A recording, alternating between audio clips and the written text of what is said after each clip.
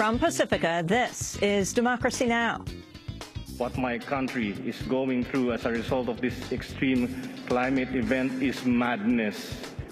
The climate crisis is madness. Mr. President, we can stop this madness right here in Warsaw. As the death toll continues to rise in the Philippines from Typhoon Hyan, the top Filipino climate change negotiator begins a hunger fast at the UN climate talks that have just opened in Poland. We'll play Yebsanyo's urgent plea to the world.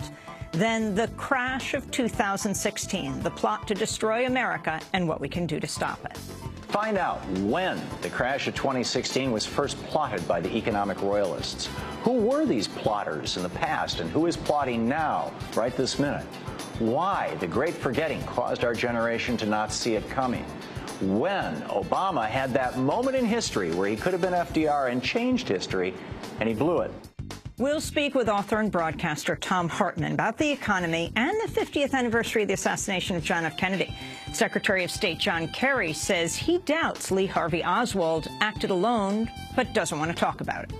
I just have a point of view, and I'm not going to get into that. It's, it's not something that I think needs to be commented on, and certainly not at this time. All that and more coming up. Welcome to Democracy Now!, democracynow.org, The War and Peace Report. I'm Amy Goodman.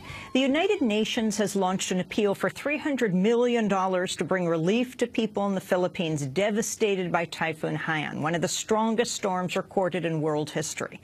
According to the UN, more than 11 million people have been impacted. John Ging, operations manager of the UN Office for the Coordination of Humanitarian Affairs, said the relief effort is focused on both the living and the dead. There are estimated 660,000 people that have been displaced by this typhoon, and now all of our efforts are, of course, on mobilising very quickly and on a huge scale a response.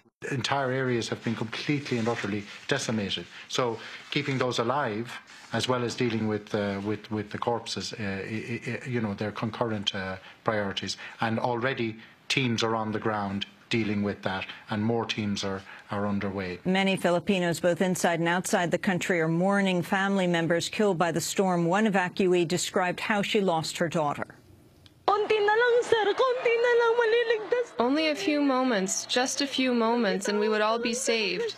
But I accidentally let go of my child's hand. I guess it was her sacrifice, so I won't be difficult to escape, because she knew that if I kept carrying her, both of us would drown. The death toll remains unknown, but more than 10,000 people are now believed to have died in the hard-hit city of Tacloban alone. The Philippines government has responded to the crisis in the city in part by imposing a curfew, deploying armored vehicles and establishing checkpoints to thwart so-called looting by residents desperate for food and supplies after losing everything. Many residents of Tacloban and other more remote areas have yet to see much-needed aid amidst continued rainfall, blocked roads, and other hurdles fueled by the devastation. The United States and Britain, meanwhile, have sent warships to the Philippines to assist in the relief effort.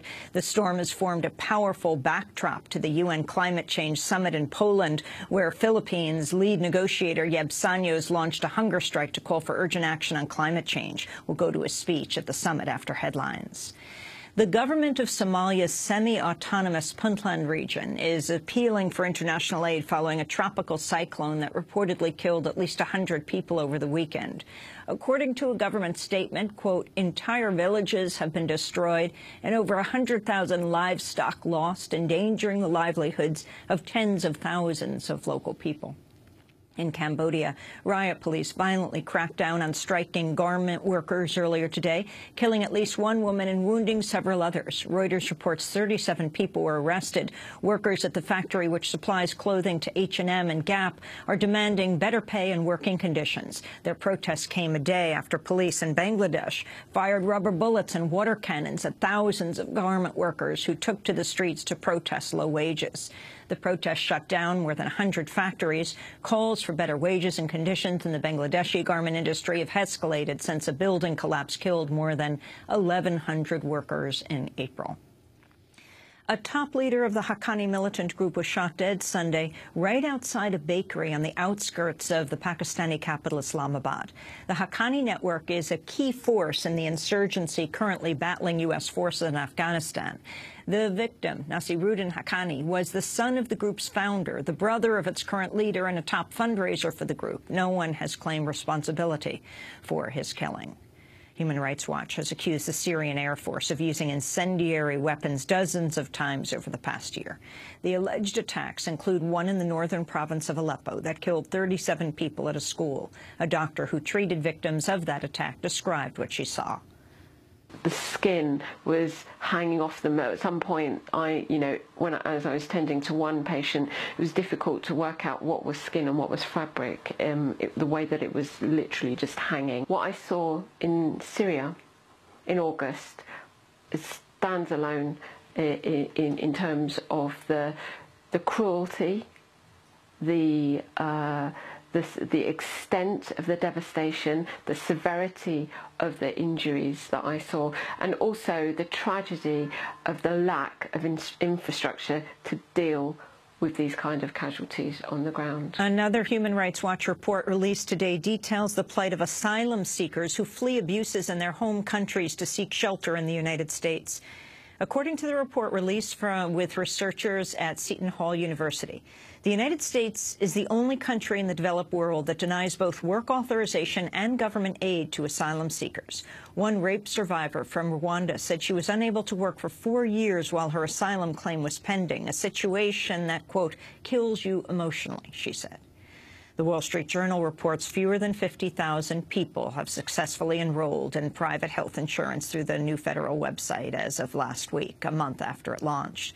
That's a tenth of the Obama administration's estimated target of 500,000 enrollees for the month of October. The administration had estimated 7 million people would enroll before the deadline at the end of March, but the site has been beset by technical failures. The government has not released official enrollment figures, merely confirming that roughly 700,000 people have completed applications across all 50 states using both federal and state-run websites. A separate tally of 12 of the 14 states running their own exchanges found roughly 49,000 have enrolled. Documents from Edward Snowden show the National Security Agency and its British counterpart have spied on OPEC, the coalition of countries that controls the global oil market. Der Spiegel reports both the NSA and GCHQ have infiltrated OPEC's computer network. Among their discoveries, NSA analysts determined Saudi Arabia had released incorrect oil production figures. Der Spiegel found, quote, the typical customers for such information were the CIA, the U.S. State Department, and the Department of Energy, which promptly praised the NSA for confirming what it had suspected for years. The NSA also received permission from the Secret Foreign Intelligence Surveillance Court to spy on Saudi Arabia's OPEC governor. Secretary of State John Kerry has declined to elaborate on his beliefs regarding the assassination of President John F. Kennedy 50 years ago this month. During an interview with NBC that aired last week, Kerry indicated he supports the idea of a conspiracy surrounding Kennedy's death. He was questioned about those remarks Sunday by NBC's David Gregory. Mr. Secretary, final question before you go. You gave some comments in light of the 50th anniversary of the assassination of President Kennedy to NBC News that have now been widely broadcast and reported on.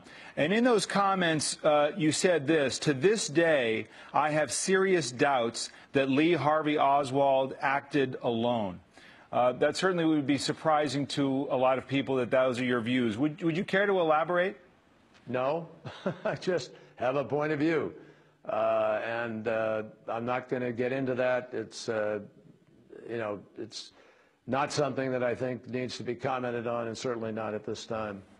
Do you think the conspiracy theories, his involvement with Russia, motivation from the Soviet Union or Cuba, are valid at some level? David, I'm not going to go into it. It's just inappropriate, and I'm not going to do more than say that it's a point of view that I have, but it's not ripe or worthy or appropriate for me to comment further. Later in the broadcast, we'll speak with Tom Hartman, co-author of Legacy of Secrecy, The Long Shadow of the JFK Assassination. We'll speak to him later in the show. In Israel, right-wing hardliner Avigdor Lieberman has been reinstated as foreign minister following his acquittal on corruption charges. Lieberman's a close ally of Israeli Prime Minister Benjamin Netanyahu, who kept the post open for Lieberman during his trial on accusations of promoting a diplomat who tipped him off about a criminal probe.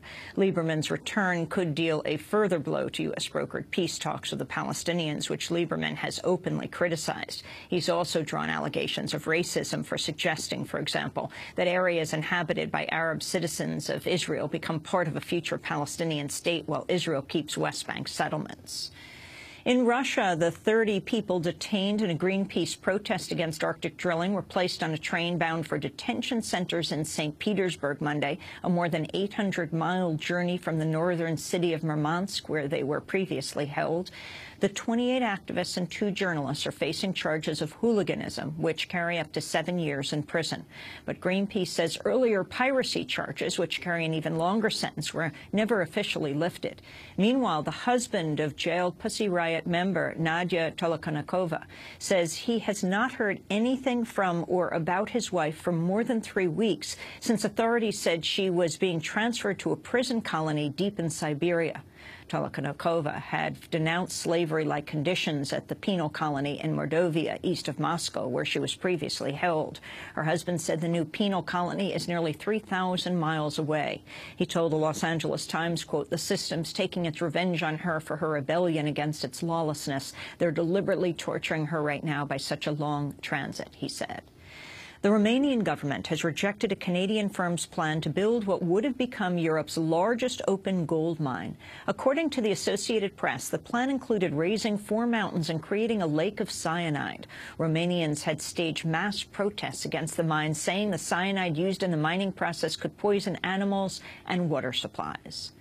A train that derailed and exploded in rural Alabama late last week was carrying roughly 2.7 million gallons of crude oil. The head of the rail company, Genesee and Wyoming, said the train included 90 cars carrying 30,000 gallons of oil each. About 25 cars derailed, dumping oil into the wetlands and sending flames shooting 300 feet into the sky. While the incident gained relatively little mainstream attention due to a lack of injuries and claims it did not pose a major environmental risk, Reuters called it, quote, "the most dramatic accident of its kind in the United States since trafficking of crude by rail began to increase with the growth of shale oil production 3 years ago." The autopsy of a 19-year-old African-American woman shot dead on a porch where she'd reportedly gone to seek help after a car crash has revealed she died of a gunshot wound to the face. Renisha McBride was killed in a largely white area of suburban Detroit earlier this month.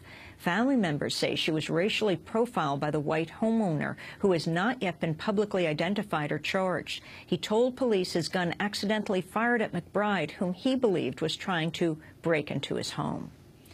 In Brooklyn, New York, 3 Iranian musicians were shot dead early Monday, allegedly by a 4th musician who then turned the gun on himself. 2 of the victims were brothers and members of the band Yellow Dogs, which was previously part of the underground music scene in Iran. Police say the alleged shooter was kicked out of another band, the Freak Keys, in a dispute over money last year.